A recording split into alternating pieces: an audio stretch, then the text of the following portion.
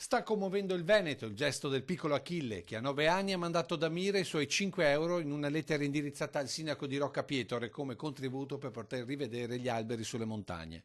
Anche per il presidente del Veneto questo gesto merita un premio, magari l'incontro del bambino con il primo cittadino del paese simbolo della devastazione nel Bellunese. Bisognerà farlo incontrare col sindaco di Roccapietore. Ma sì, ma penso che avverrà questo incontro, ne ho parlato con Andrea De Bernardini, mi ha fatto aver subito la lettera del piccolo e dei 5 euro e questa lettera no, nella quale lui dice mi piacerebbe fare il forestale.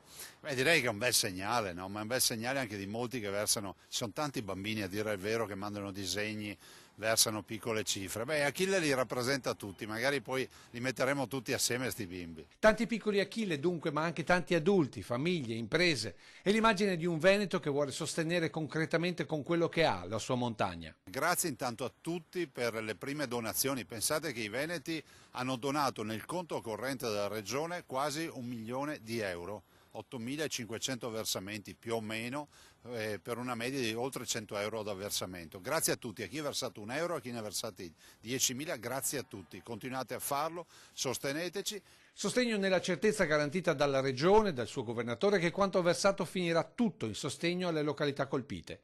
Sostegno Veneto e sostegno dallo Stato. È di ieri sera il Consiglio dei Ministri che ha varato una prima tranche di denaro pubblico. C'è stata una prima erogazione di 50 milioni, dei quali noi abbiamo avuto 15 milioni, ce ne sarà un'altra di 200 milioni in settimana, dai quali dovremo avere una buona cifra, ma ce ne aspettiamo ancora tanti, visto e considerato che il danno è di circa 1 miliardo di euro. È una grande sfida, mai nessuno si è trovato a dover recuperare 100.000 ettari di bosco.